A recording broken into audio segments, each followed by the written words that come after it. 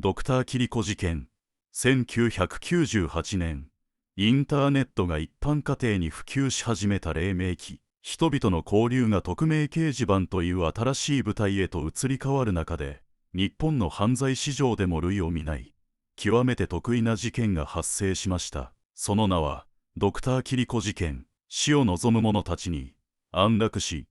という毒薬を配った男。杉並に届いた、緊急カプセル。1998年12月12日、土曜日、東京都杉並区の閑静な住宅街、午後1時を回った頃、ある一軒の民家に、一通の宅配便が届きました。受取人は、そこに住む24歳の無職の女性 A さん。精神的に不安定な状態が続いていた彼女は、1996年頃から入退院を繰り返し、家族に、死にたい、という言葉を漏らす日々を送っていました。午後3時、母親から荷物を受け取った A さんは、自室でその箱を開けました。そこに入っていたのは、6錠のカプセル。それを服用した彼女の体は激しく震え始めました。異変に気づいた母親が発見した時には、A さんの意識は混濁していました。6錠全部飲んだ。それが、彼女が残した最後の言葉となりました。119番通報により病院へ搬送された A さん。心肺蘇生により心臓は再び動き出したものの、自発呼吸は戻らず、彼女は脳死状態に陥りました。そして3日後の12月15日午前2時過ぎ、A さんは息を引き取りました。彼女の体内からは、致死量の15倍にも及ぶ青酸化合物が検出されたのです。宅配便の差出人欄には、見慣れない名前が記されていました。草壁隆二、住所は札幌市豊平区。品名欄には、たった2文字、EC とだけ書かれていました。青酸カリという名の死の科学、捜査に乗り出した高井戸署の署員たちが、その草壁隆二という名に不審を抱くのに時間はかかりませんでした。住所は実在せず、連絡先の PHS 番号も偽名で登録されていました。銀行口座もまた、偽造された健康保険証で作られたものでした。捜査員がその PHS に電話をかけると、一人の男が応答しました。男は落ち着いた口調で、衝撃的な言葉を発しました。青酸カリ入りのカプセル6錠を送った。あれは純度の高いものだ。ある女性に頼まれて送った。普通なら5万円だが、彼女はお金がないと言っていたので3万円にした。そして、男はこう付け加えたのです。杉並の女性が死んだら、自分も死ぬ。ここで、A さんが服用した青酸カリ、シアン化カリウムについて触れておかなければなりません。それは無色の結晶体であり、通常は金属精錬やメッキの工程で使用される極めて毒性の高い劇物です。致死量はわずか 0.15g から 0.3g。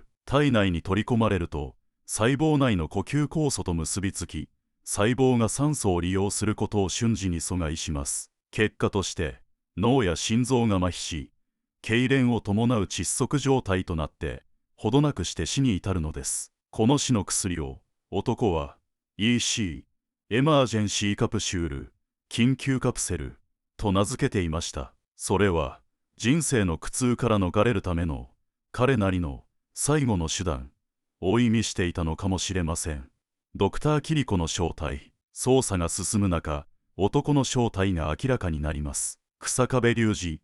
こと札幌市に住む27歳の男性。彼はかつて私立大学の理工学部科学科を卒業し、医薬品開発研究会社や薬局に勤務していた経歴を持つ、いわば科学のエキスパートでした。彼は薬剤師の資格こそ持っていませんでしたが、勤務先では毒劇物取扱主任の資格があると語り、その立場を悪用して複数の薬品卸会社から大量の青酸カリを仕入れていました。彼の自宅には実に 500g 以上、数千人分の命を奪うに足りる量の青酸カリが蓄えられていたのです。しかし、なぜこれほど知識のある男が面識のない女性に毒薬を売ったのか。その答えは当時のインターネット掲示板にありました。当時、ある女性が開設していた安楽死協会というホームページ、その中にドクターキリコの診察室という掲示板が存在しました。ドクターキリコ。それは手塚治虫の漫画「ブラック・ジャック」に登場するキャラクターの名です。ブラック・ジャックが生の救済者であるならば、キリコは死の救済者、不治の病に苦しむ者に安楽死を施す死神の化身です。日下部はこの掲示板の専属ドクターとして死を願う人々からの相談に淡々と、そして専門的な知識を持って答えていました。この薬の致死量はどれくらいですか？その量では足りません。10倍は必要です。彼は薬学の資料を引き、科学的なデータに基づいて確実に死ぬための診察を行っていたのです。お守りという名のパラドックス、日下部、あるいはドクターキリコが主張していた論理は、一般的な犯罪者のそれとは異なっていました。彼は青酸カリを譲り渡す際、それを販売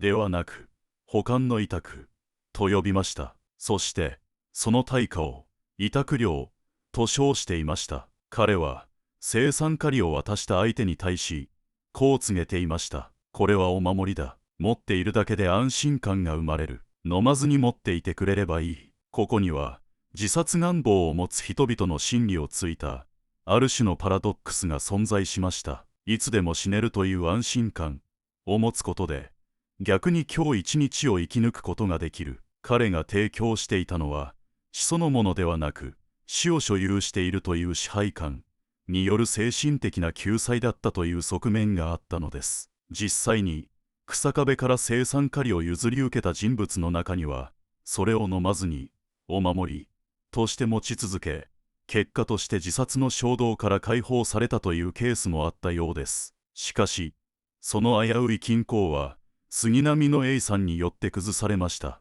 彼女はお守りをその本来の毒薬としての用途で使用してしまったのです。同時刻の終焉12月15日、杉並の A さんが病院で息を引き取ったその同じ頃、札幌の自宅で日下部隆二もまた冷たい体となって発見されました。彼は PHS で捜査員に告げた通り、自らの命を絶ったのです。くしくも毒を売った男と買った女性の死亡時刻はほぼ同じでした。当初日下部の死因は持病の喘息発作による心不全と診断されましたが、後の検査により A さんが服用したものと同じ成分の青酸カリが彼の体内からも検出されました。彼は自分がドクターとしてアドバイスを送り続けたネットの世界から、そして自らが管理していた死の薬とともに現実の世界からも消え去りました。被疑者死亡のまま書類送検された彼は